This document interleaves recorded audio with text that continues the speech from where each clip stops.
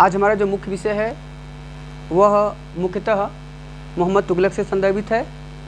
मोहम्मद तुगलक जो सल्तनत के इतिहास में एक महत्वपूर्ण शासक रहा है और सल्तनत के इतिहास में, संपूर्ण सल्तनत के इतिहास में मोहम्मद तुगलक ने सर्वाधिक सबसे विस्तृत साम्राज्य का निर्माण किया।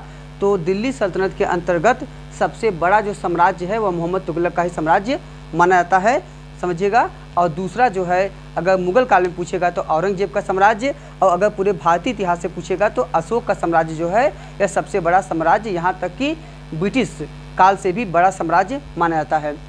मोहम्मद तुगलक जिन्होंने मुख्यतः 1325 से लेकर 1351 ईस्वी तक शासन किया, दिल्ली सल्तनत के इतिहास में एक विलक्षण शासक के रूप में, एक अद्वितीय शासक के रूप में, एक महत्वपूर्ण शासक जिसने अनेक योजनाएं शुरू किया, जिसने नए नए स्कीम्स लॉन्च किए। तो एक प्रकार से वह एक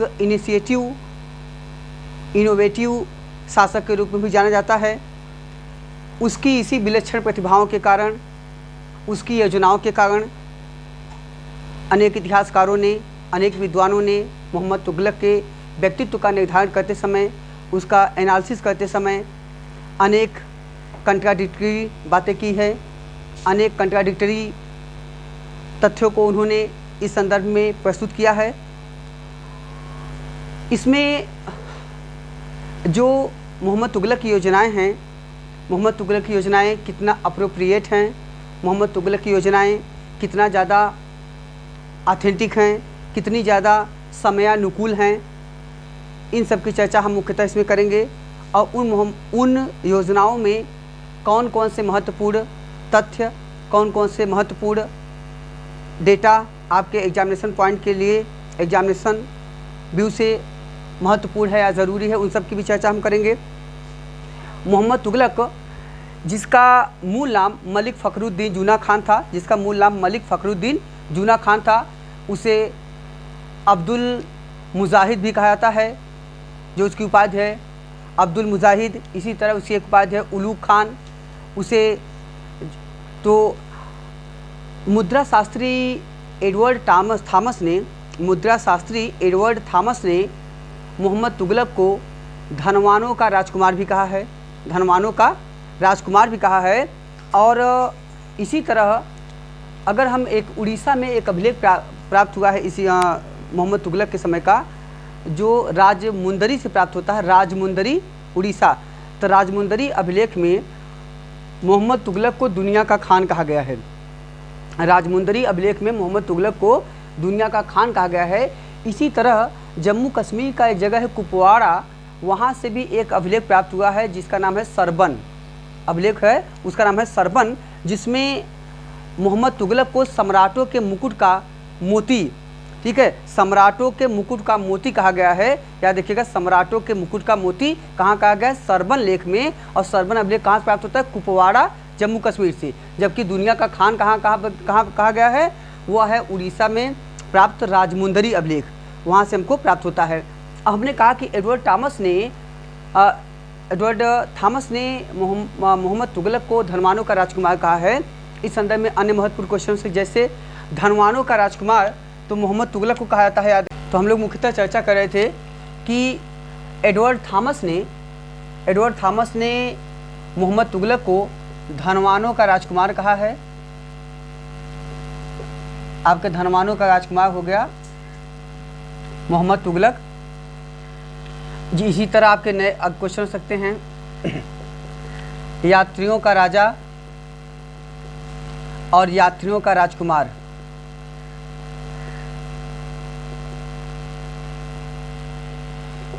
ठीक, ऐसे क्वेश्चन हो सकते हैं। इसी तरह आपसे क्वेश्चन आता है विदेशी यात्रियों का राजकुमार, विदेशी यात्रियों का राजकुमार और यूरोपीय यात्रियों का राजकुमार, या कह सकते हैं यूरोपियों का राजकुमार, यूरोपियों का राजकुमार। ठीक, इसी तरह आपका और क्वेश्चन भी हो सकता है, जैसे एक दो क्वेश्चन आते हैं। एक तो है जी कई बार पूछा गया है जीवनी लेखकों का राजकुमार। और एक क्वेश्चन है आपका मालियों का राजकुमार।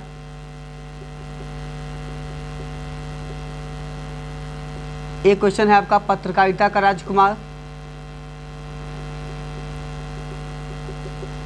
ये महत्वपूर्ण क्वेश्चन है जो अक्सर आपसे बार बार पूछे जाते हैं। अब इनमें समझिएगा, धनवानों का राजकुमार मोहम्मद तुगलक कहा जाता है। यात्रियों का राजा कहा जाता है फाहियान को। यात्रियों का राजकुमार कहा जाता है वेनसांग को। विदेशी यात्रियों का राजकुमार बर्नियर को। और यूरोपियों का राजकुमार कहा जाता है मार्को पोलो को। जीवनी लेखकों का राजकुमार, जीवनी किसने लिखा है? जीवनी लेखकों का राजकुमार कहा जाता है आपको बाबर को। और यह मालियों का राजकुमार कहा जाता है आपका, देखिए बाबर ने बाग लगवाया है और जहांगीर ने तो बाबर और जहांगीर को। इसी तरह पत्रकारिता का राजकुमार आपको पता होगा, उनका नाम है क्रिस्टोफर पाल। तो मतलब बहुत सारे क्वेश्चंस ऐसे हो सकते हैं जो अफिलिएटेड हो सकते हैं, तो इन सबको भी आपको याद करना चाहिए। और जब कंपैरेटिव आप पढ़ेंगे तो थोड़ा सा आपका एनालिसिस भी अच्छा रहेगा और आपका कंसेप्ट भी अच्छे से क्लियर हो जाएगा। ठीक है, तो हमने कहा कि मोहम्मद तुगलक के बारे में अनेक महत्वपूर्ण तथ्य हैं। अनेक तत्कालीन लेखकों ने, समकालीन जो कंटेम्प्रेरी हिस्टोरियंस हैं, जो कंटेम्प्रेरी स्कॉलर्स हैं, उन्होंने इन पे बहुत सारा काम किया। इसके बाद के अनेक इतिहासकारों ने इन पे काम किया है। इनमें मोहम्मद तुगलक के योजनाओं, इनके व्यक्तित्व के विभिन्न पक्षों के एनालिटिकल अप्रोच के पश्चात, एनालिटिकल एक प्रकार से जो क्रिटिकल एनालिसिस के पश्चात इसे कई अन्य नाम दिए गए हैं। जैसे इब्न बतूता और बर्नी ने मोहम्मद तुगलक को सृष्टि का आश्चर्य कहा है। इब्न बतूता और बर्नी ने मोहम्मद तुगलक को सृष्टि का आश्चर्य कहा है, याद रखिएगा। जबकि इसामी जो मोहम्मद तुगलक से नाराज़ हो गए थे, अभी हम उनकी चर्चा करेंगे। इसामी ने मोहम्मद तुगलक को इस्लामिक संसार का सबसे बुद्धिमान मूर्ख कहा है। इस्लामिक संसार का सबसे बुद्धिमान मूर्ख कहा है। जबकि विंसेंट स्मिथ ने इसके व्यक्तित्व का उल्लेख करते हुए, इसके व्यक्तित्व की समीक्षा करते हुए मोहम्मद तुगलक को में विरोधी तत्वों के मिश्रण की बात की है कि मोहम्मद तुगलक विरोधी तत्वों का मिश्रण है। जबकि एल्फिस्टन ने मोहम्मद तुगलक में पागलपन का अंश देखा है। तो वो कहता है कि मोहम्मद तुगलक में वैसे ही पागलपन के अंश दिखते हैं जैसा कि आगे चल के उत्तरवर्ती अवस्था में हमको जहांगीर में दिखाई देता है। तो ये महत्वपूर्ण कमेंट्स हैं जो मोहम्मद तुगलक के संदर्भ में कहे जा सकते हैं। अब आते हैं हम लोग मुख्यतः जहाँ तक मोहम्मद तुगलक के समय की महत्वपूर्ण घटनाओं की बात है। ऐतिहासिक दृष्टिकोण से मोहम्मद तुगलक, मैंने चर्चा किया कि मोहम्मद तुगलक ने अपने समय में अनेक योजनाएं प्रस्तुत किया, अनेक उसने स्कीम्स एंड प्लान्स अपने राज्य के लिए बनाए। वे उनमें से अधिकांश जो बातें थी या जो योजनाएं थी वो असफल हो गई, सफल नहीं हो पाई। उनके पीछे क्या कारक थे? क्या यह समयानुकूल नहीं था या उनमें कौन से ऐसे प्रॉब्लम थे? अगर उनकी हम समीक्षा करें तो उससे पता चलेगा कि हमको कि इन योजनाओं के सफलता और असफलता के पीछे क्या मुख्य प्रमुख कारक रहे हैं। जहाँ तक मोहम्मद तुगलक के समय की महत्वपूर्ण योजनाओं की बात है, मोहम्मद तुगलक की योजनाओं में जो क्रमिक योजनाएं हैं वो इस प्रकार हैं और अक्सर इनका क्रम पूछता है, याद रखिएगा। तो पहला इनकी महत्वपूर्ण योजना है दोआब में कर वृद्धि, जो 1325 में हुआ है। दूसरा महत्वपूर्ण योजना है राजधानी परिवर्तन, जो 1327 में हुआ है। तीसरा महत्वपूर्ण योजना है सांकेतिक मुद्रा, जो एक नई मुद्रा, एक नया कॉइन्स जारी किया गया, वह 1329-30 माना जाता है। चौथा योजना है खुरासान विजय योजना, जो 1330-31 की मानी जाती है। और अगला है नगरकोट विजय, जो 1337 की, और कराजल विजय जो है वह 1337-38 में मनाता है। तो ये तो मोहम्मद तुगलक की योजनाओं का सिस्टमेटिक एक क्रम है। अब आते हैं मोहम्मद तुगलक की जो प्रमुख योजनाएं हैं, उन योजनाओं का क्या परिप्रेक्ष्य था, उन योजनाओं की पृष्ठभूमि क्या थी, वे योजनाएं जब शुरू की गई तो उनका उद्देश्य क्या था और क्या योजनाएं जो हैं कितना सफल हैं कितना असफल हैं, उनकी चर्चा करते हैं। मोहम्मद तुगलक की जितनी योजनाएं थी उनमें सबसे प्रमुख जो योजना है वह आपका है दोआब में कर वृद्धि। तो जो पहली महत्वपूर्ण योजना है जिसे कहते हैं दोआब में कर वृद्धि, दोआब का जो क्षेत्र होता है, याद रखिएगा दोआब का जो क्षेत्र होता है इसका मतलब होता है आपका दो नदियों के बीच का क्षेत्र, इसे कहते हैं दोआब। तो जो दो नदियों के बीच का क्षेत्र है तो बेसिकली क्या है, यह गंगा यमुना के बीच का क्षेत्र, उसके तटवर्ती क्षेत्रों को बेसिकली हम दोआब कहते हैं। आपको पता होगा कि दोआब का जो क्षेत्र है गंगा यमुना का क्षेत्र, यह क्षेत्र न केवल सल्तनत काल में बल्कि अगर हम इसको देखें, अगर इसको हिस्टोरिकली हम देखें तो हम पाते हैं कि अतीत काल से ही, अति प्राचीन काल से ही यह क्षेत्र बहुत ही उर्वर रहा है। यह क्षेत्र बहुत ही उपजाऊ रहा है, फर्टाइल सॉइल रहा है। और यह क्षेत्र चूँकि गंगा यमुना के बीच का क्षेत्र था, उसके तटवर्ती इलाके का क्षेत्र था, इसीलिए यहाँ पे सिंचाई की सुविधा अधिक होती थी, जिसके कारण यहाँ पे व्यापार वाणिज्य बड़ा सुगमता से होता था। और व्यापार वाणिज्य के कारण यहाँ पे उत्पादन अधिक हुआ। जब उत्पादन अधिक हुआ तो सरप्लस प्रोडक्शन हुआ, अतिरिक्त उत्पादन हुआ। और जब सरप्लस प्रोडक्शन हुआ तो सरप्लस प्रोडक्शन को बेचने के लिए या उसे नियोजित करने के लिए बाजारीकरण की भी प्रक्रिया हुई। इसीलिए इन्हीं क्षेत्रों में जाकर आप देखते होंगे द्वितीय नगरीकरण की प्रक्रिया स्थापित होती है। तो जो सेकंड अर्बनाइजेशन है, और भारत में अर्बनाइजेशन जो नगरीकरण का सिद्धांत है वो सबसे पहले गार्डन चाइल्ड ने अपनी बुक में दिया है। उनका बुक का नाम है the urban revolution. Garden child का ग्रंथ है द अर्बन रिवोल्यूशन। और उनकी दूसरी महत्वपूर्ण ग्रंथ है what happened in history. Garden child ने एक तो द्वितीय नगरीकरण के बारे में महत्वपूर्ण बातें की है, दूसरा इन्होंने हड़प्पा काल को प्रथम नगरीय क्रांति माना है, तीसरा इन्होंने नवपाषाण काल को नियोलिथिक एज को सांस्कृतिक क्रांति, एक कल्चरल रिवोल्यूशन के रूप में व्यक्त किया है। तो कल्चरल रिवोल्यूशन का तात्पर्य होता है कि सांस्कृतिक क्षेत्र में, समाज के पद्धतियों में, समाज के रहन सहन के स्तर में, समाज के जीवन शैली में जो आमूल-चूल परिवर्तन होता है, बदलाव होता है, उसे हम क्रांति कहते हैं। और यह चूँकि सांस्कृतिक क्षेत्र है इसीलिए इसे हम सांस्कृतिक क्रांति भी कहते हैं। तो यह है कल्चरल रिवोल्यूशन। तो हमने चर्चा किया कि अब समझिएगा कि अतीत काल से ही यहीं पे आप देखे होंगे 6ठी शताब्दी ईसा पूर्व में द्वितीय नगरीय क्रांति होती है। यहीं पे आपका महाजनपदों का बेसिक रूप से यहाँ पे इमर्जन उद्भव होता है। क्योंकि यह क्षेत्र उर्वरता प्रधान क्षेत्र था। इन्हीं क्षेत्रों में हमको लौह संस्कृतियों के भी व्यापक प्रसार के साक्ष्य मिलते हैं। वर्तमान में भारत में जो प्राचीनतम लोहे का साक्ष्य है वह वर्तमान में जो भारत में लोहे का प्राचीनतम साक्ष्य है वह साक्ष्य मुख्यतः बनारस और मिर्ज़ापुर के क्षेत्र में जो सोनभद्र का एरिया है यहाँ पे हमको प्राप्त होता है। यहाँ पे 2-3 जगह हैं फेमस हैं, जिनमें से चंदौली, मल्हार और नलका टीला जो क्षेत्र है यहाँ से हमको लोहे के प्राचीनतम साक्ष्य मिलते हैं, जिनका समय लगभग 1500 या 1500 से बाद भी माना जाता है। 1500 साढ़े 1500 ईसा पूर्व माना जाता है। जबकि इसके पहले हमारे पास जो उत्तर प्रदेश के एटा ज़िले में स्थित अतरंजी खेड़ा का जो साक्ष्य था वह 1050 ईसा पूर्व का था, जो लोहे का प्राचीनतम स्रोत पहले माना जाता था। तो ये महत्वपूर्ण बदलाव या परिवर्तन को यहाँ पर देखने को मिलता है। तो कुल मिला के मेरा मतलब ये है, अच्छा दूसरी बात समझिएगा। एक तो ये दूसरी बात, अगर हम और डीपली में जाएँ तो आपको पता होगा कि अलाउद्दीन खिलजी का आप बाजार व्यवस्था को पढ़ते हैं तो आप बाजार व्यवस्था में भी यही देखेंगे कि अलाउद्दीन खिलजी ने अन्य क्षेत्रों में, ठीक है, अन्य क्षेत्रों में तो नगद के रूप में कर लिया, लेकिन दोआब के क्षेत्रों में उसने निर्धारित कर दिया, अपने अधिकारियों को इस बात का आदेश दिया गया कि दोआब के क्षेत्र के किसानों से नगद में न लेकर कर, ठीक है, बल्कि उनसे उनके उपज का 1/2 हिस्सा मतलब 50% उनसे ले लिया जाएगा।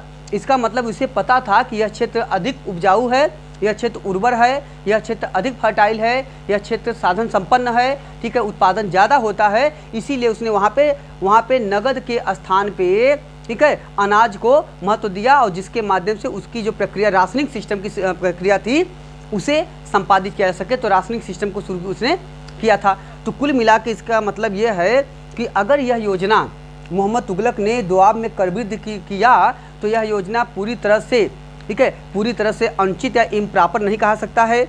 यह पूरी तरह से बचकाना हरकत या यह पूरी तरह से, ठीक है, पूरी तरह से लापरवाही भरा एक्शन नहीं कहा जा सकता है। वास्तव में यह सोची समझी रणनीति के तहत किया गया था, क्योंकि इसके पीछे एक लंबा बैकग्राउंड था। और ये जो गंगा यमुना संस्कृति क्षेत्र है, यहीं पे आपको पता होगा कि यहीं पे गंगा यमुनी संस्कृति का विस्तार हुआ।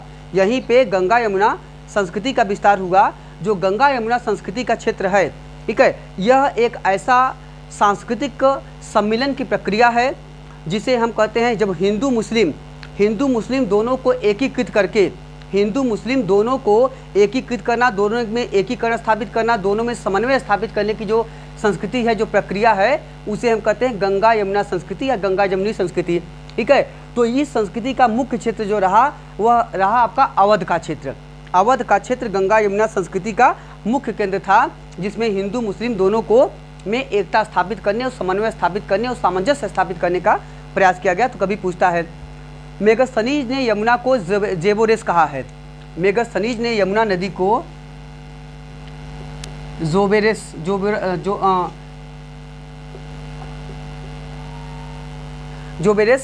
ठीक है, मेगस्थनीज ने यमुना नदी को जोबेरेस कहा है।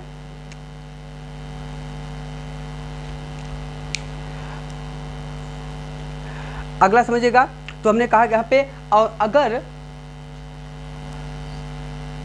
अगर हम कालिदास में के उल्लेखों को देखें तो कालिदास ने इसके विषय में लिखा है। कालिदास लिखते हैं कि जब यमुना की हिलोरें, कालिदास लिखते हैं कि जब यमुना की लहरें हिलोरें मारती हैं तो गंगा अपनी दिशा दक्षिण से पूरब की ओर कर लेती हैं। याद देखिएगा, ये किसका, कालिदास का उल्लेख है। कालिदास कहते हैं कि जब यमुना की लहरें हिलोरें मारती हैं तो गंगा अपनी दिशा दक्षिण से पूरब की तरफ कर लेती हैं, ठीक है। तो आप देखे होंगे, यहाँ पे गंगा यमुना का संगम है, वहाँ से गंगा की जो दिशा है वह पूरब की ओर चली जाती है, ठीक है, दक्षिण से आते हुए पूरब निकल जाती हैं, ठीक। तो इसका भी ऐतिहासिक कंसर्न हमको यहाँ से प्राप्त हो रहा है। तो कुल मिला के हमने कहा कि अगर मोहम्मद तुगलक, मेरा मतलब बस ये था, अगर मोहम्मद तुगलक ने यह योजना दोआब में करविद किया तो यह योजना पूरी तरह से गलत नहीं था। यह योजना पूरी तरह से एक प्रकार से अनैतिहासिक नहीं था। तो कुल मिला के यह योजना उचित था। यह योजना एक प्रकार से दूरदर्शिता का परिणाम भी माना सकता है। यद्यपि अब इसके क्रियान्वयन का तरीका गलत हो सकता है, इसके समय गलत हो सकता है, तो इसकी चर्चा हम लोग आगे करेंगे।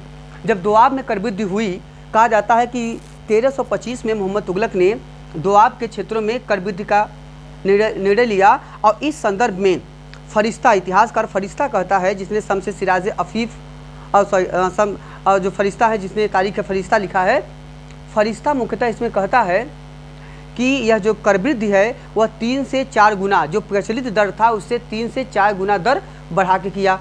जबकि बर्नी इस संदर्भ में कहता है कि यह जो करवृद्धि किया गया वह 10 से 20 गुना तक किया गया, 10 से 20 गुना तक किया गया। लेकिन ये दोनों ही कथन अप्रोप्रिएट नहीं उचित लगते हैं। ज़्यादातर इतिहासकार यह मानते हैं कि यह जो करवृद्धि थी यह लगभग 1/10 या 1/11 हिस्सा किया गया होगा, ठीक है। तो ये तो कर दिया गया। लेकिन प्रॉब्लम क्या हुई कि जिस समय मोहम्मद तुगलक ने दोआब में करवृद्धि किया उस समय की स्थिति सही नहीं थी। वह समयानुकूल परिस्थिति नहीं थी, समयानुकूल परिवेश नहीं था। कहा जाता है कि उसी साल, जिस साल यहाँ पे करवृद्धि किया गया, उसी साल यहाँ पे अकाल पड़ गया, दुर्भिक्ष पड़ गया। ऐसे कंडीशन में उत्पादन प्रभावित हुआ। जब उत्पादन प्रभावित हुआ तो श्रमिकों के पास संसाधन का अभाव हो गया और श्रमिक जो थे, श्रमिक हैं या किसान हैं, ये कर नहीं दे पाए। ऐसे कंडीशन में स्थिति भुखमरी किया गई। तो कहा जाता है कि ऐसी कंडीशन में यह योजना सफल नहीं हो पाई। जैसा अपेक्षित लाभ प्राप्ति का लक्ष्य रखा गया था वह उसे प्राप्त नहीं हो पाया, तो यह योजना एक प्रकार से असफल हो गई। अब यह योजना असफल हुई, ठीक है, तो अब इसकी असफलता का मुख्य कारण था समयानुकूल न होना।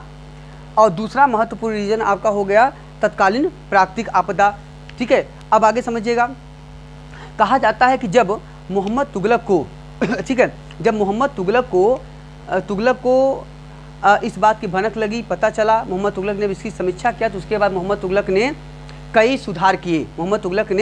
सुधार किए। सबसे पहले तो मोहम्मद तुगलक ने क्या किया कि इस अकाल के दौर में अपनी राजधानी को कुछ समय के लिए कन्नौज के पास, अपनी राजधानी को कुछ समय के लिए कन्नौज के पास एक जगह है जिसका नाम उन्होंने रखा स्वर्गपुरी।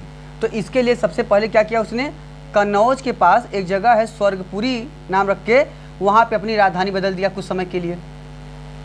तो कुछ समय के लिए स्वर्गपुरी को अपना राजधानी बनाया, पहला काम किया। दूसरा काम क्या किया, इसने किसानों की दिशा को सुधारने के लिए बहुत सारे प्रयास किया। इसके लिए उसने क्या किया, इसके लिए सबसे पहले उसने एक विभाग स्थापित किया जिसका नाम है दीवाने अमीर कोही। तो ये आपका हो गया अमीर ए कोही। कई बार पूछता है अमीर कोही किसने स्थापित किया, या पूछेगा दीवाने अमीर कोही से संबंधित कौन शासक है। तो जो दीवाने अमीर कोही है, पूछता है इसका उद्देश्य क्या था। तो इसका मुख्य उद्देश्य जो था वह था कृषि सुधार। तो कृषि के क्षेत्र में महत्वपूर्ण सुधार करने के लिए मोहम्मद तुगलक ने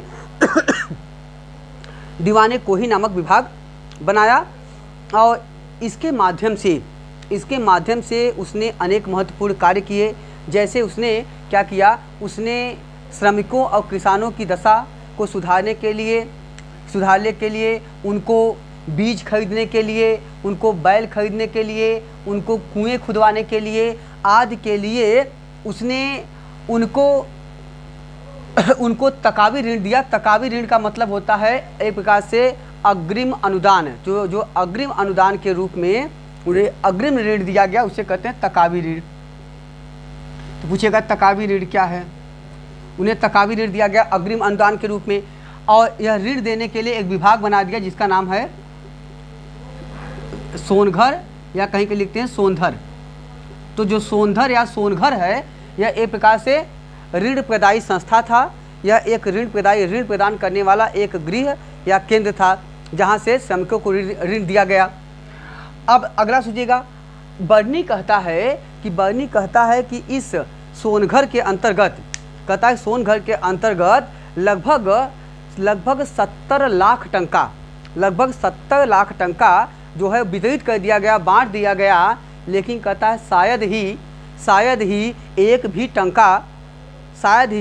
भी टंका किसानों के पास पहुंचा हो। तो 70 लाख टंका तो बांट दिया गया, लेकिन किसानों के पास वो पहुंच नहीं पाया या अपेक्षित मात्रा में नहीं पहुंच पाया। इसकी पुष्टि कहाँ से होती है, बर्नी के उल्लेखों से हो रही है। बर्नी का जो तारीख है फिरोज शाही है, इस संदर्भ में महत्वपूर्ण जानकारी देता है। और बर्नी का दूसरा महत्वपूर्ण ग्रंथ है आपका, वह है फतवाए जहांदारी।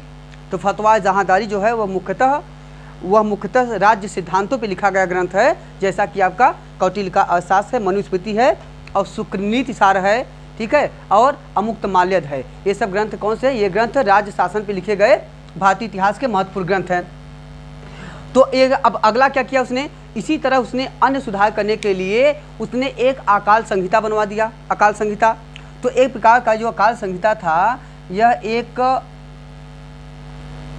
फेमिनिन रजिस्टर था अकाल संहिता। और याद रखिएगा, अकाल आयोग जो भारत में बना है पहली बार, वह बना है लॉर्ड रिपन के समय में।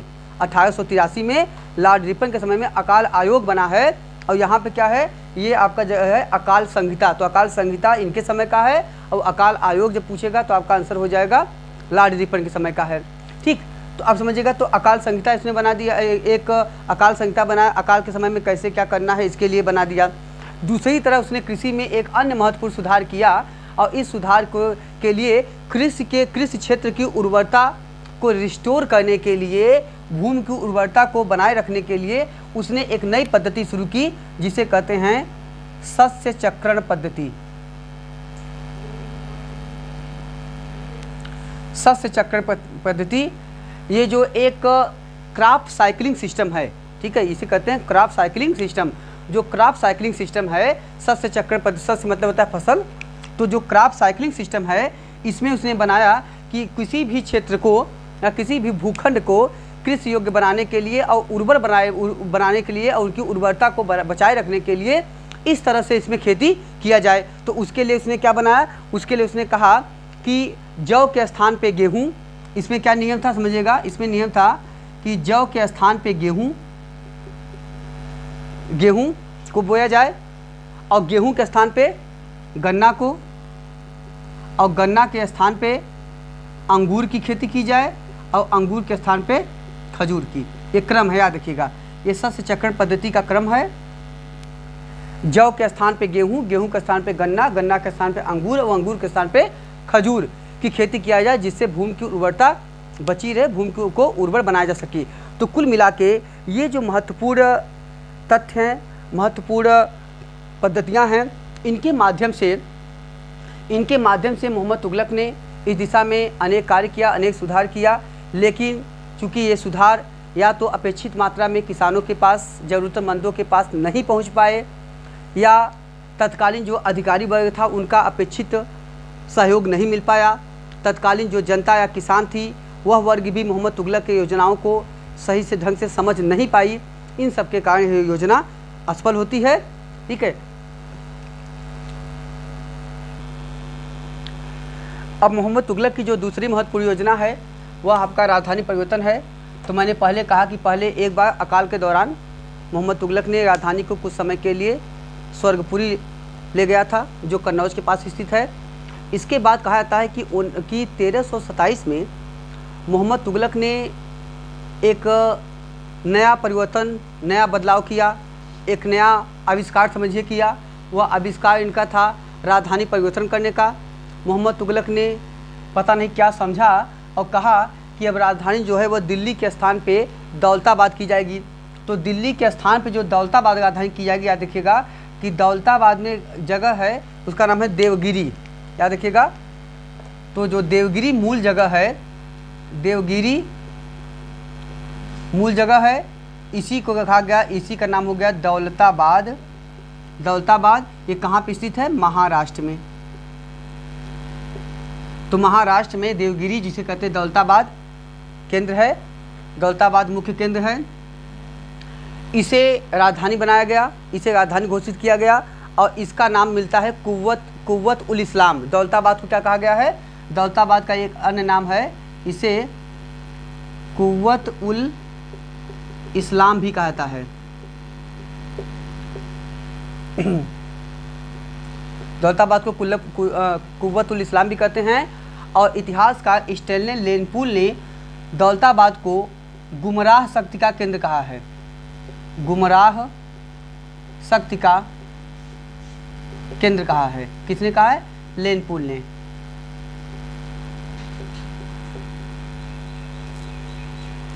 ठीक है, लेनपूल ने कहा है। लेनपूल ही कहता है हुमायूं के लिए कि अगर कहीं लड़खड़ा के गिरने की संभावना होती थी तो हुमायूं कभी उसमें चूकता नहीं था।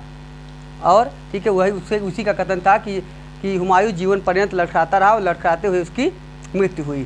ठीक, तो याद रखिएगा लेनपूल। यहाँ कहा जाता है कि जो राजधानी परिवर्तन है उसका जो बैकग्राउंड है, कहा जाता है कि फरिश्ता ने मोहम्मद तुगलक को राजधानी दौलताबाद नहीं बल्कि राजधानी को उज्जैनी बदलने का परामर्श दिया था। याद रखिएगा, फरिश्ता ने इस राजधानी को बदलने के लिए जो प्रस्ताव दिया था वो कहाँ था? फरिश्ता ने दिया था आपका उज्जैन में, जब उज्जैनी। तो उन्होंने उसके लिए उज्जैनी को राजधानी का केंद्र कहा था बनाने के लिए। लेकिन मोहम्मद तुगलक ने अंततोगत्वा यह कहा कि राजधानी जो है वह दौलताबाद ही होगी, तो दौलताबाद को राजधानी बनाया गया। अब दौलताबाद को राजधानी बनाने का कारण क्या है, यह अलग अलग इतिहासकारों ने अपने अपने दृष्टिकोण से दिया है। और जो समकालीन इतिहासकार हैं उनमें भी बहुत सारे कथानकों में कंट्राडिक्शन हमको प्राप्त होता है, उनमें भी बहुत सारे अंतर और विरोधाभास की प्रवृत्तियाँ देखी जाती हैं। और ये कई बार पूछता भी है कि किसके अनुसार क्या है। जैसे इसमें जो महत्वपूर्ण विचार हैं, तो महत्वपूर्ण विचार हैं, एक तो आपका इसामी का, दूसरा आपका महत्वपूर्ण विचार है इसमें बर्नी का, तीसरा आपका है इब्न बतूता का। इसी तरह आपके अन्य में हैं A.L. श्रीवास्तव जी हैं, आसिफ आदिला श्रीवास्तव जी हैं, हबीबुल्ला हैं, आदि हैं। अब समझिएगा कि यह राजधानी परिवर्तन किया गया, इसका कारण क्या है। इसामी कहता है कि सुल्तान दिल्ली की जनता को दंड देना चाहता था, दिल्ली की जनता को की शक्ति को तोड़ना चाहता था, तो दिल्ली की जनता में जो शक्ति का संचार अधिक हो गया था, जो राज्य के खिलाफ अधिक ये लोग षड्यंत्र आदि करने लगे थे, तो इसके फलस्वरूप क्या हुआ, इसामी कहता है कि जनता, दिल्ली की जनता की शक्ति को तोड़ने के लिए, याद रखिएगा, शक्ति को तोड़ने के लिए, शक्ति को कम करने के लिए, सीमित करने के लिए राजधानी परिवर्तन करने का निर्णय लिया गया। जबकि यहीं पे बर्नी का जो उल्लेख है, बर्नी यहाँ पे कहता है कि जो दौलताबाद है यह साम्राज्य के केंद्र में स्थित था। It was the centralised centre of the whole empire, ठीक है। It was situated in the midst of the empire, so that he chose it. तो कुल मिला के बर्नी कहता है कि यह साम्राज्य के केंद्र में था, तो साम्राज्य के केंद्र में होने के कारण इसे चुना गया। जबकि इब्न बतूता कहता है कि जो दिल्ली की जनता थी, या दिल्ली की जनता को, जनता सम्राट को मतलब सुल्तान को बहुत ही निंदनीय पत्र लिखती थी, निंदनीय पत्र लिखा करती थी, और पत्र में बहुत सारे अपशब्द का प्रयोग, इंडिसेंट टर्म्स होते हैं, वर्ड्स होते हैं, उनका प्रयोग करती थी। इसी से नाराज़ होकर सुल्तान ने राजधानी को बदलने का निर्णय लिया। जबकि इस संदर्भ में इतिहासकार हबीबुल्ला का कथन है, हबीबुल्ला जो दिल्ली सल्तनत के महत्वपूर्ण इतिहासकार माने जाते हैं, इनका किताब है, इनका जो ग्रंथ है वह है foundation of Muslim empire in India, foundation of Muslim empire in India, Bharat में मुस्लिम शासन की बुनियाद। वे कहते हैं कि दौलताबाद को मुख्यतः मुस्लिम संस्कृति का केंद्र बनाने के लिए, ठीक है, तो हबीबुल्ला का कथन है कि दौलताबाद को मुस्लिम संस्कृति का हब बनाने के लिए, केंद्र बनाने के लिए ऐसा किया गया। जबकि इतिहासकार A.L. श्रीवास्तव, आशीर्वादी लाल श्रीवास्तव जी कहते हैं कि यह जो A.L. श्रीवास्तव ये कहते हैं कि सुल्तान ने मंगोलों के आक्रमण से बचने के लिए, मंगोलों के आक्रमण से सुरक्षा करने के लिए, उसको राज्य को सेफगार्डिंग के लिए इस जगह को मुख्यतः राजधानी के रूप में चुना। तो ओवरऑल यहाँ पे बहुत सारे कंट्राडिक्टरी स्टेटमेंट्स हमें प्राप्त होते हैं, इसीलिए यह बताना मुश्किल है कि वास्तव में इसका मुख्य उद्देश्य क्या रहा होगा ओवरऑल, क्योंकि समकालीन इतिहासकारों में ही बहुत सारे हमको यहाँ पे मतांतर प्राप्त होते हैं। कुल मिला के जिस भी कारण के फलस्वरूप राजधानी परिवर्तन का निर्णय लिया गया हो, जहाँ तक राजधानी परिवर्तन के स्वरूप की बात है, राजधानी परिवर्तन के स्वरूप की बात है, कहा जाता है कि इस संदर्भ में बड़ा मतांतर है। ये कहा जाता है कि सम्राट ने या सुल्तान ने जब आदेश दिया कि राजधानी दिल्ली के स्थान पर दौलताबाद जाएगी, तो कहा जाता है कि ऐसे समय में सबसे पहले जो सुल्तान की माता थी, उनका नाम था मखदूम ए जहाँ। जो सुल्तान की माता मखदूम ए जहाँ थी, सबसे पहले वही दिल्ली से दौलताबाद जाती, मखदूम ए जहाँ। और इसामी कहता है कि जो राजधानी परिवर्तन का स्वरूप था वह इस प्रकार था कि राजधानी में कोई अन्य बचे न, इसके लिए संपूर्ण दिल्ली को जला देने का आदेश दिया गया। तो इसामी कहता है कि संपूर्ण दिल्ली को जला दिया गया, संपूर्ण दिल्ली को जला दिया गया। तो कहता है जलाने की बात कहता है। जबकि बर्नी यहाँ पे कहता है कि पूरे दिल्ली को इस तरह से वीरान किया गया, इस तरह से खाली किया गया कि पूरे दिल्ली में एक कुत्ता और एक बिल्ली भी नहीं बचा। याद रखिएगा कि दिल्ली में एक कुत्ता और एक बिल्ली भी नहीं बचा। तो याद रखिएगा, एक कुत्ता भी बिल्ली नहीं बचा, मतलब दिल्ली को पूरी तरह से वीरान कर दिया गया, तो खाली कर दिया गया। और तीसरा, इब्न बतूता इस संदर्भ में कहता है कि सुल्तान के आदेश के फलस्वरूप जब ये खोजा गया कि कोई बच तो नहीं गया, तो वहाँ पे एक अंधा और एक लंगड़ा व्यक्ति मिला। पूरे दिल्ली में केवल एक अंधा और एक लंगड़ा व्यक्ति था। कहा जाता है कि अंधे को मार दिया गया, लेकिन लंगड़े को घोड़े से बांधकर, उसके टांग को घोड़े से बांधकर दिल्ली से लेकर दौलताबाद तक उसे खींचते हुए ले जाया गया, घसीटते हुए ले जाया गया, जहाँ पे केवल उसकी एक टांग पहुँची। अब बताइए, दिल्ली से दौलताबाद लगभग 500 मील है। 500 मील है। अब 500 मील तक किसी को घसीटा गया हो, यह भी कथानक बहुत अप्रोप्रिएट या उचित नहीं लगता है। ओवरऑल तो ये जो तत्कालीन बातें हैं ये पूरी तरह से सही नहीं मानी जा सकती हैं कि ऐसा कभी दिल्ली नहीं खाली हो सकता है कि उसमें एक कुत्ता और बिल्ली भी न बचे। ठीक है, तो ये आप जो राजधानी के परिवर्तन के संदर्भ में अलग अलग महत्वपूर्ण जो मत रहे। ठीक है, अब हम लोग आते थोड़ा सा और देखते हैं। अब राजधानी जब परिवर्तन कर दिया गया तो कहा जाता है कि कुछ समय के पश्चात सुल्तान को एहसास हुआ कि यह हमारा जो निर्णय था उचित नहीं है। उसने फिर से क्या किया, राजधानी को रिट्रीट कर दिया, राजधानी को फिर से प्रत्यावर्तित कर दिया, राजधानी को फिर से वापस कर दिया दिल्ली, फिर से राजधानी दिल्ली कर दिया। अब कहा था कि इसी समय क्या हुआ, ईसामी जो मुख्यतः जब दिल्ली से दौलताबाद जा रहा था तो रास्ते में उसके जो ग्रैंडफादर थे उसकी डेथ हो गई थी। रास्ते की इतनी दुरूह स्थिति में चलते चलते, ठीक है, दिल्ली से दौलताबाद लगभग उस समय 40 दिन लगता था पहुंचने में। तो ऐसी कंडीशन में कहा जाता है कि उसके दादा जो थे वो 90 वर्ष से ऊपर थे, वो 90 ईयर्स, उनकी डेथ हो गई। जब उनकी डेथ हो गई तो ईसामी इनसे बड़ा नाराज़ हो गया। जब क्या हुआ कि जब मोहम्मद तुगलक ने राजधानी को फिर से वापस कर दिया तो वो नहीं वापस आया और ईसामी उसके स्थान पर कहाँ चला गया, ईसामी चला गया बहमनी साम्राज्य में। उस समय बहमनी साम्राज्य थे, अलाउद्दीन बहमन शाह का राज था, उनके यहाँ गया, संरक्षण प्राप्त किया और वहीं पर जाके उसने अपना ग्रंथ लिखा। ईसामी ने फुतूह सलातीन, उसने ग्रंथ लिखा जिसका नाम है फुतूह सलातीन। इसीलिए फुतूह सलातीन जो ग्रंथ है, चूँकि दिल्ली में नहीं लिखा गया था, नहीं प्रकाशित हुआ था, वह प्रकाशित हुआ था कहाँ पे, वह हुआ था बहमनी साम्राज्य के अंतर्गत। जबकि इतिहास किसका बताता है, मोहम्मद तुगलक का। याद रखिएगा, लेकिन कहाँ से लिखा गया है, वो लिखा गया है बहमनी साम्राज्य के अंदर से।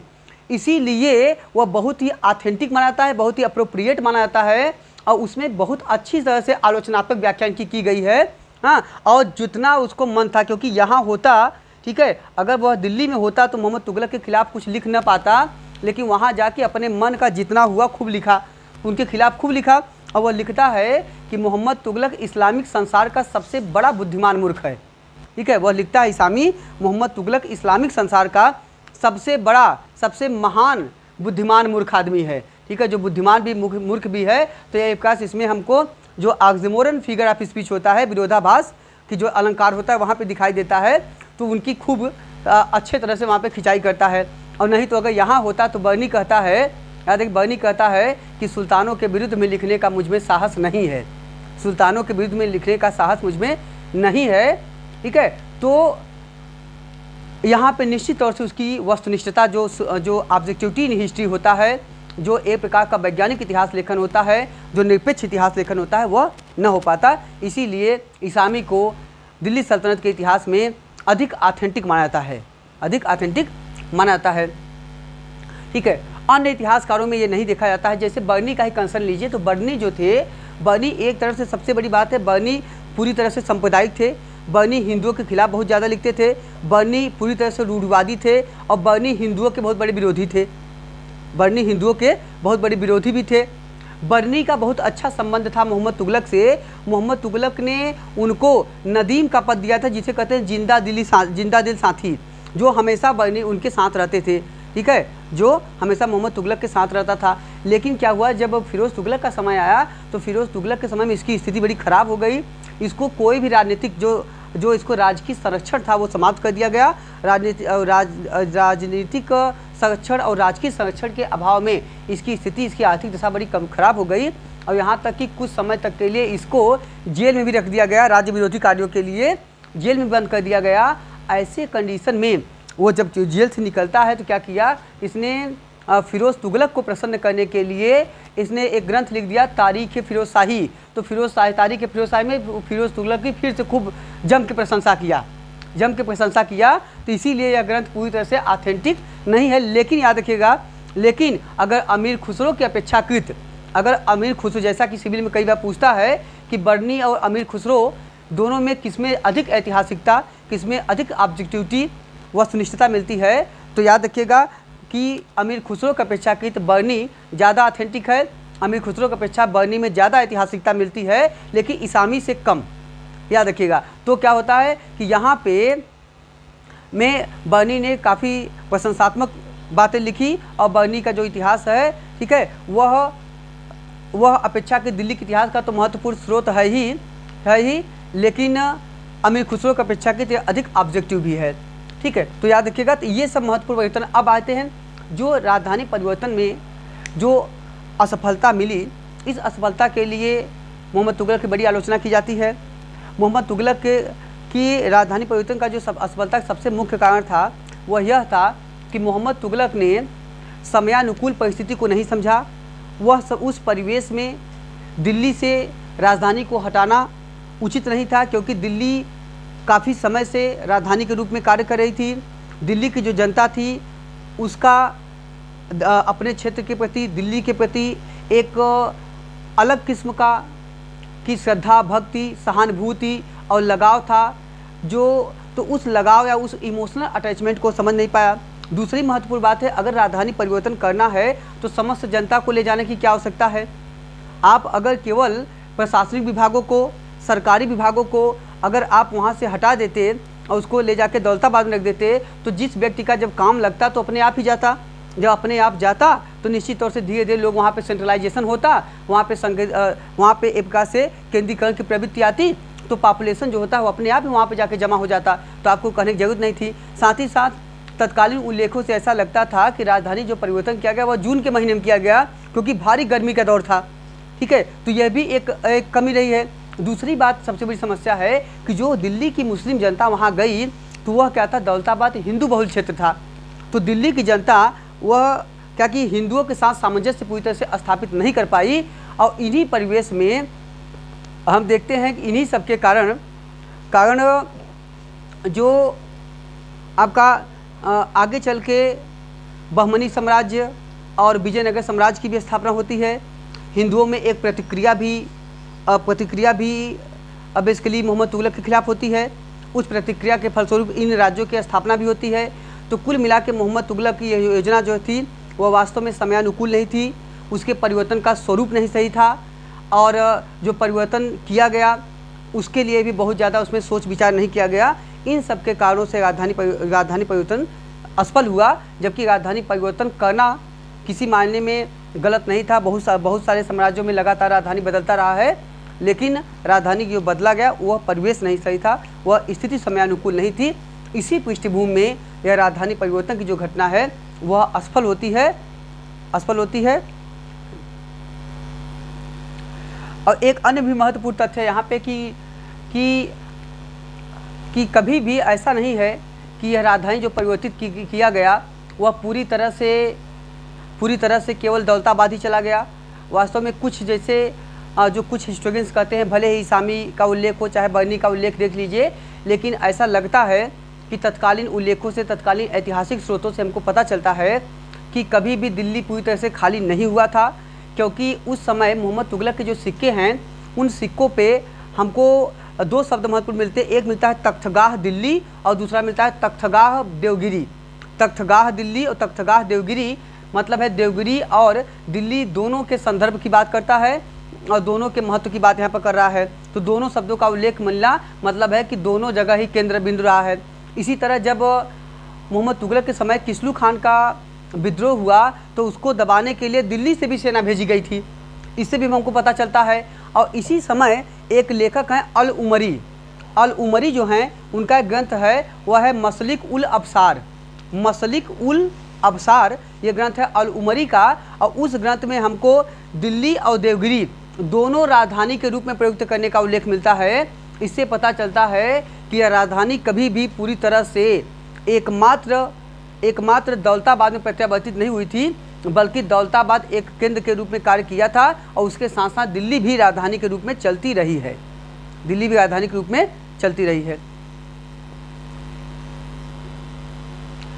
मोहम्मद तुगलक की जो तीसरी महत्वपूर्ण योजना है वह आपका है सांकेतिक मुद्रा। सांकेतिक मुद्रा जो है एक प्रकार की आभासी मुद्रा मानी जा सकती है। यह जो मुद्रा है, इस मुद्रा के सबसे पहली बात तो धातु के लेकर बड़ा विवाद है। तत्कालीन इतिहासकारों में बर्नी इसे चांदी की मुद्रा मानते हैं, वहीं फरिश्ता इसे पीतल की मुद्रा मानते हैं, और वहीं कुछ अन्य इतिहासकार इसे कांसा की बात करते हैं।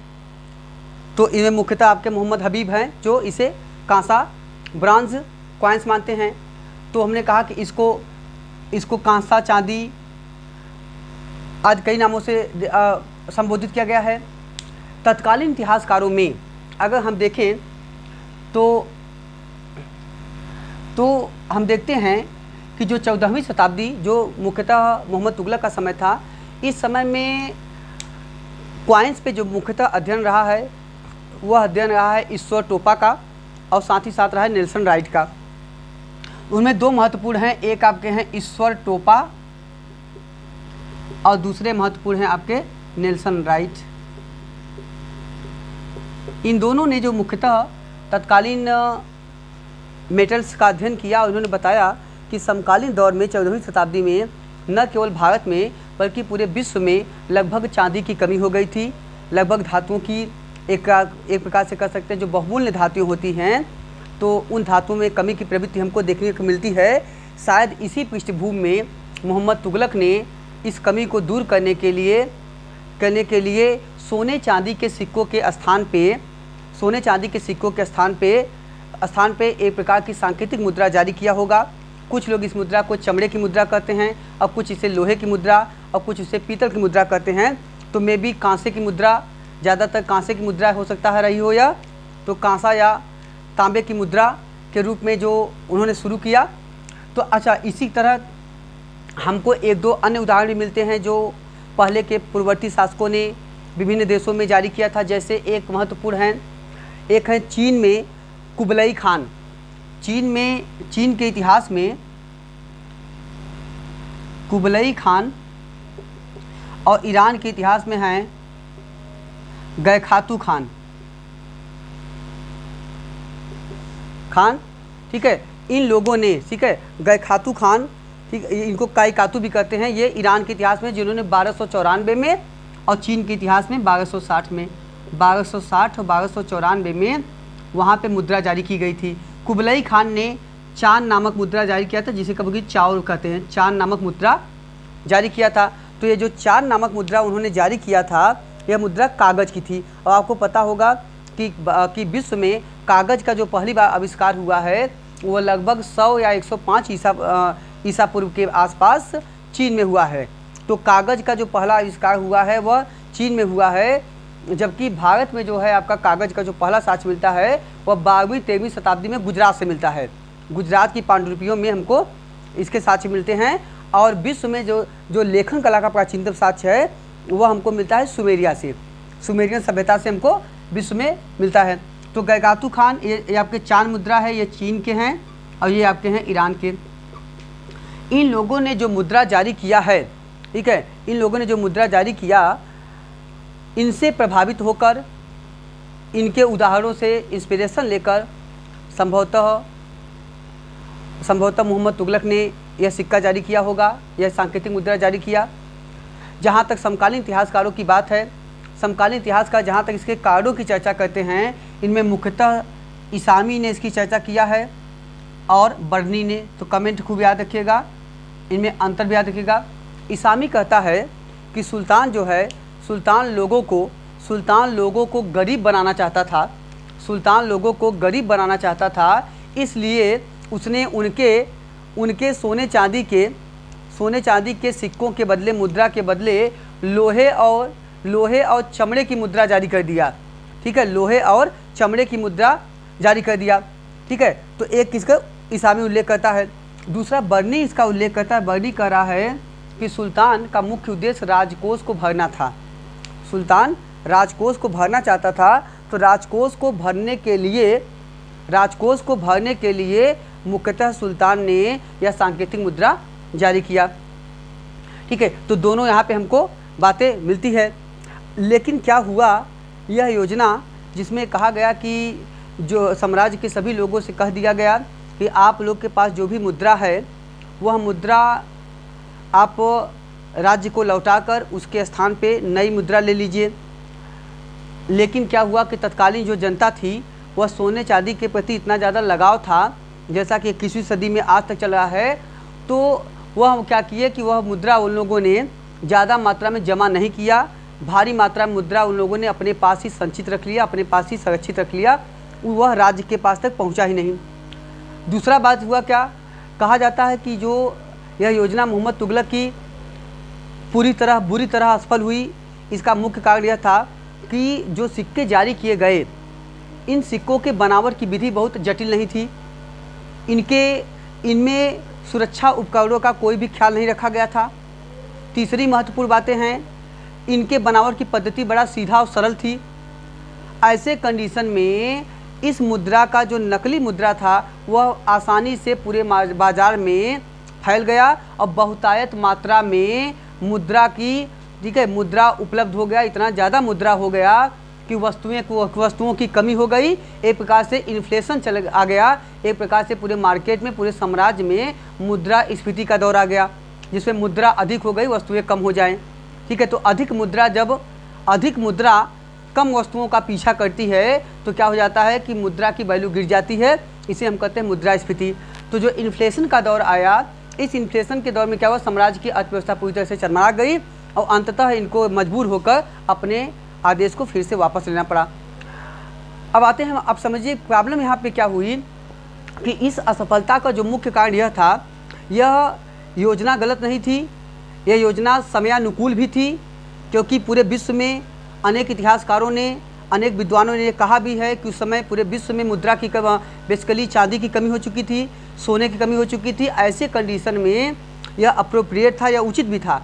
लेकिन प्रॉब्लम यह थी कि इसके क्रियान्वयन का तरीका गलत था, इसके पीछे सुरक्षात्मक कारणों को नहीं देखा गया। इन सब के कारण भारी मात्रा में नकली मुद्रा जारी हो गया। और दूसरी प्रॉब्लम क्या हुई, जब सम्राट ने लोगों से यह कहा, जब सम्राट ने इस योजना को रद्द किया और कहा कि जिसके पास जो अब सांकेतिक मुद्रा है, चाहे चमड़े की मुद्रा हो, चाहे कांसे की मुद्रा हो या पीतल की मुद्रा हो, जो मुद्रा सांकेतिक रूप से जारी किया गया है, उस मुद्रा को लेके आएँ और उसके बदले में सोनी चांदी की मुद्रा ले जाएं। तो भारी मात्रा में जितना नकली मुद्रा लोगों ने बनाया था वो लेके राज्य में पहुंच गए। अब पहुंच गए तो उसके बदले में राज्य को अलग से अपनी मुद्रा देना पड़ा, सोना चांदी। तो उसके माध्यम से इनको दोहरा हानि हुई। तो ऐसे इसकी समीक्षा करते समय वो कहता है, इब्न बतूता का ग्रंथ है रेहला। इब्न बतूता कहता है कि जो तुगलकाबाद है, कहता है तुगलकाबाद में इस सांकेतिक मुद्रा का पहाड़ लग गया। कहता है कि सांकेतिक मुद्रा का ढेर जो है, सांकेतिक मुद्रा के ढेर का पहाड़ लग गया, एक पर्वत की तरह इतना भारी मात्रा में सांकेतिक मुद्रा यहाँ पे दिखाई देने लगता है। और बर्नी इसकी समीक्षा करते समय कहता है, बर्नी क्या कहता है, मैंने कहा बर्नी पूरी तरह से सांप्रदायिक है, बर्नी पूरी तरह से हिंदू विरोधी है। तो बर्नी क्या कहता है, बर्नी कहता है कि समस्त हिंदुओं का घर टकसाल हो गया। कहता है समस्त हिंदुओं का घर टकसाल हो गया, मतलब वो कहता है कि पूरा जो इस मुद्रा पद्धति की असफलता का कारण है, पूरा कारण जो है वह हिंदू हैं।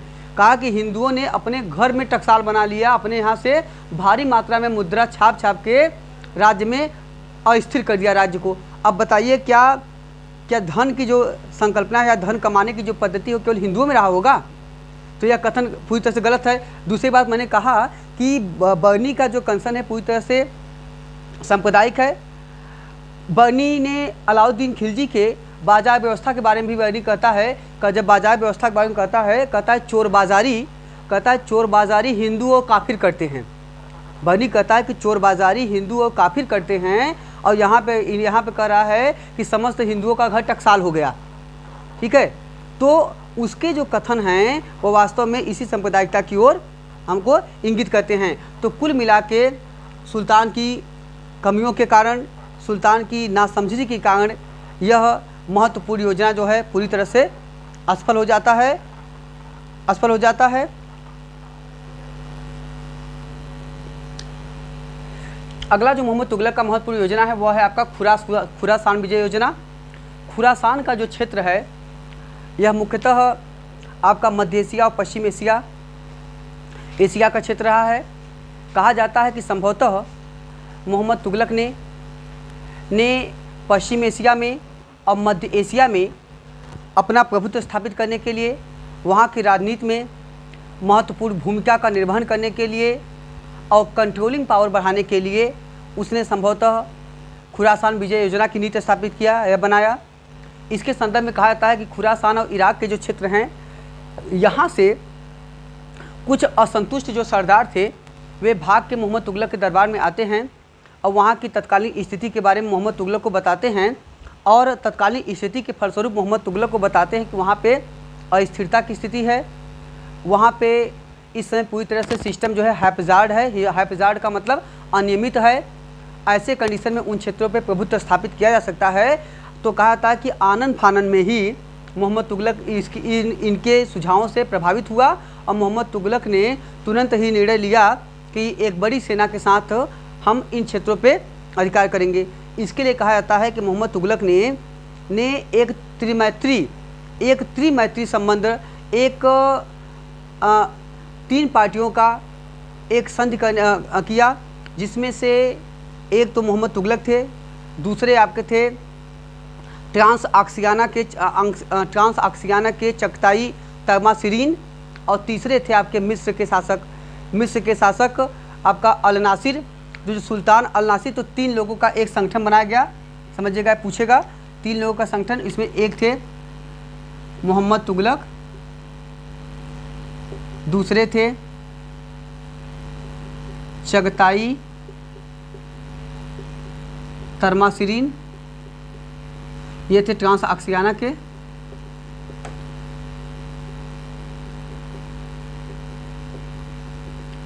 याद रखिएगा। आयोग ने क्वेश्चन पूछा था ट्रांस आक्सियाना को क्या कहते हैं।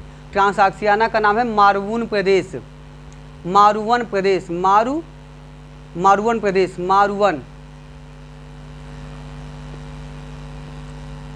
ठीक है। ट्रांस आक्सियाना का नाम है मारुवन प्रदेश। तीसरे कौन है? चगताई तमासिरीन, मोहम्मद तुगलक, और तीसरे आपके हैं मिस्र के शासक हैं सुल्तान अल नासिर,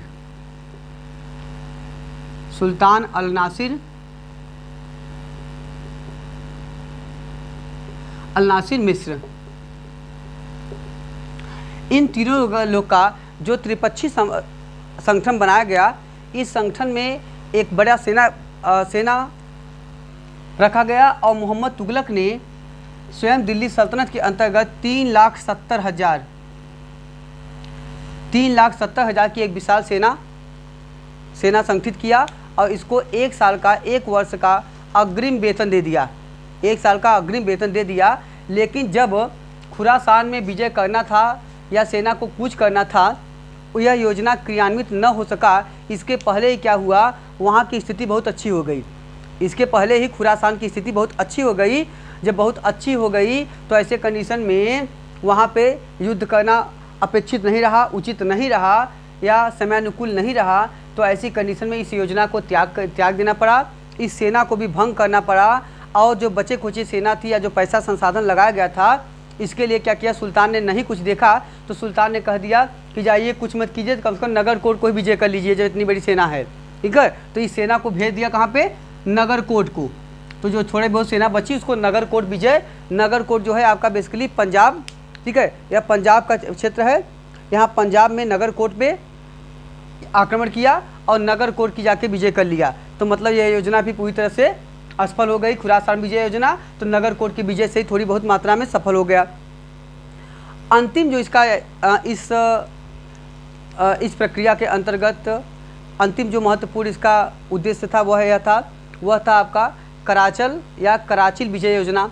यह योजना लगभग 1337-38 की है। कराचल विजय योजना के बारे में कहा जाता है कि कराचल का जो जगह है वह बेसिकली कुमायूं का क्षेत्र है। यह आधुनिक जो कुमायूं का क्षेत्र है वह है, अगर फरिश्ता के उल्लेखों पे विश्वास किया जाए तो फरिश्ता कहता है कि सुल्तान का जो उद्देश्य था वह सुल्तान का उद्देश्य चीन को विजय करना था। तो एक प्रकार से चीन को विजय करने की योजना के संदर्भ में इसको हम देखते हैं।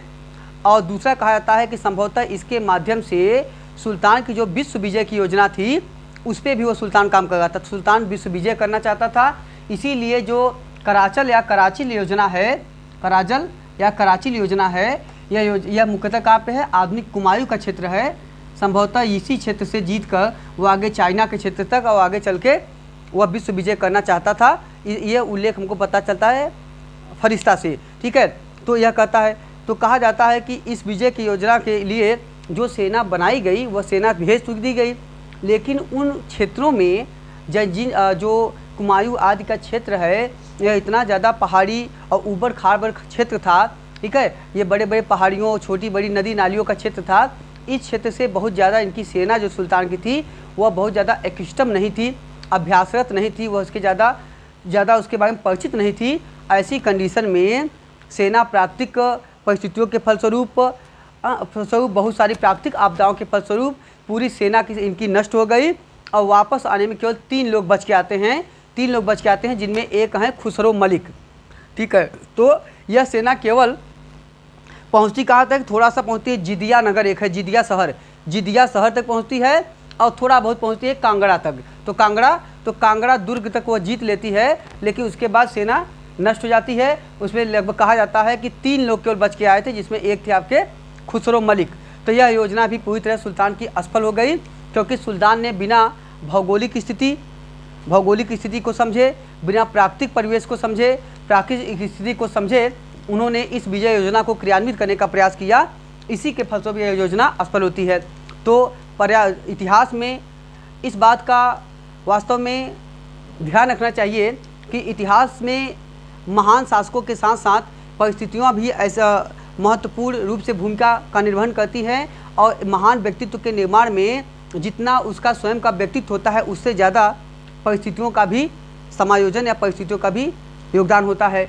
तो इसीलिए हम आजकल इतिहास लेखन में पर्यावरणीय इतिहास लेखन का अध्ययन करते हैं, और वर्तमान इतिहास लेखन की प्रक्रिया में पर्यावरणीय इतिहास लेखन सबसे आधुनिकतम, सबसे नवीनतम विधा है।